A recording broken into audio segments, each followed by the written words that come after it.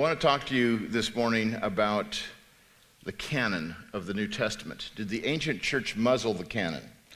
And what we mean by the canon is those books that belong in the text of the New Testament, the 27 books that we would call the New Testament Scripture. And I'm addressing the issue of the story behind the apocryphal Gospels, those Gospels that were written later, like the Gospel of Thomas, like the Gospel of Philip and Mary and Judas and Peter. All sorts of ancient works were written that never made it into the canon, and I want to wrestle with you as to why that is. And so I want to start by talking to you about the impulse for apostolic authorship. The church, the early church, obviously wanted to see its books written by apostles, if at all possible. What's really significant here is that all of our Gospels were originally anonymous works. They did not have the names of Matthew, Mark, Luke, and John on them. They only put those names on as soon as somebody came across two Gospels, and they said, well, this Gospel is different from this one, so what do we call it? And there was a good sense, a good tradition already that went back to the original authors, I believe, where they said, this is the Gospel according to Matthew, and this is the one according to Mark, etc. But those works were anonymous. Now, when you get into the second century, what's really interesting is that anonymity seems to disappear. You have the Gospel of Thomas, and it says it's by Thomas right from the get-go. The Gospel of Philip, the Gospel of Judas, and all these other works, where those apostolic names were put onto the books to give them an authority that they did not otherwise have. And so there is this impulse for apostolic authorship where the church wanted to see that, but they stopped short. The Orthodox Church stopped short if there was not really enough evidence to argue for that. And so consequently, our second gospel, the Gospel of Mark, the earliest tradition suggests that Mark got that gospel from Peter himself. And yet no one called this the gospel according to Peter. It was the gospel according to Mark. And consequently, this is one of the evidences that really helps us to understand why the New Testament books are in and other books are not. Those books had a certain intrinsic authority to them that was recognized by the church, while the other books that were trying to get into acceptance by the Christian community in the second century didn't have that intrinsic authority. So if you're going to write a book and you're writing 100 years after some apostle died, and you want to present those ideas as though they were by that apostle, how do you get it to be accepted? Well, you put his name on it. And then say, hey, I found this in the attic of my house, and here it's an old book, and this must really be by Thomas. So that's the impulse that we see in the second century especially. Now, there were numerous books besides the 27 in the New Testament that were attributed to apostles and their associates. As already mentioned, there's the Gospels of Thomas and Mary and Philip and Judas and Peter and Bartholomew, all sorts of works that were not really by these people. There's also other kinds of books like the Acts of Peter and Paul's letter to the Laodiceans. You all read that in your New Testament, right? Paul's letter to the Laodiceans. And 3 Corinthians. Not just 1st and 2nd Corinthians, but 3 Corinthians. What's interesting is a lot of these works were completely orthodox. That is, they conform to what we would say is what the church should believe and has believed from the beginning. But they still never were part of the Scriptures, never part of the New Testament.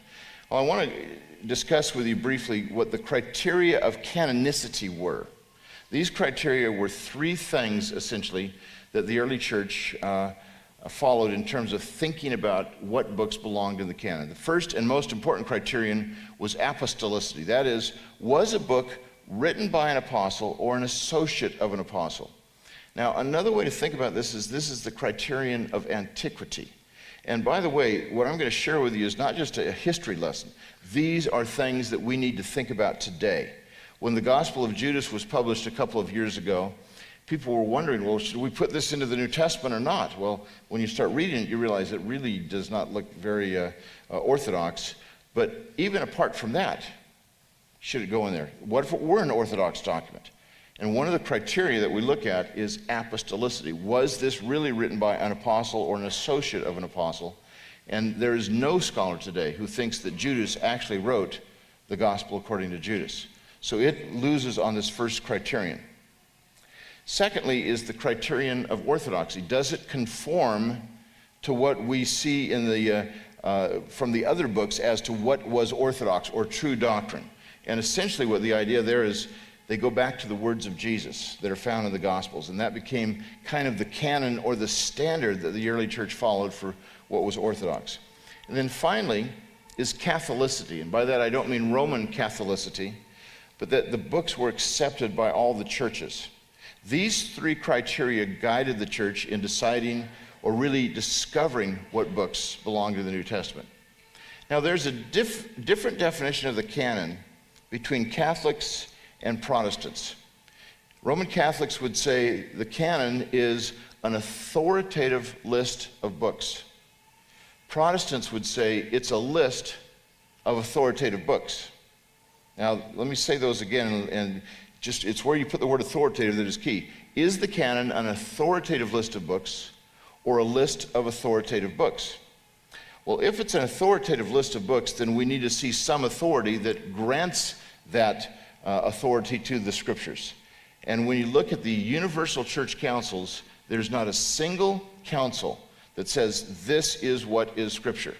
So there was never a church council that said these are the books, no universal council that said these are the books that go into the New Testament. So we don't have some kind of an authoritative list of books. There's also a problem with the Catholic definition of this, and that is, if you say there's an authoritative list, then there must be some authority that's higher than the New Testament or the Scriptures that gives the New Testament that authority. There actually is an authority higher than the New Testament, but it's not tradition, it's not church councils, it's Jesus Christ himself. He is the canon. He is the standard that the New Testament conforms to, and that's really what the idea of canon is a standard. And so I think what we have for the New Testament books are a list of authoritative books. William Barclay, the great scholar at Edinburgh University for many years, said that the New Testament books were not the sort that people actually could determine what belonged in the New Testament. Rather, they were the sort of books that no one could keep them from getting into the New Testament. They had this intrinsic authority to them that we finally have recognized.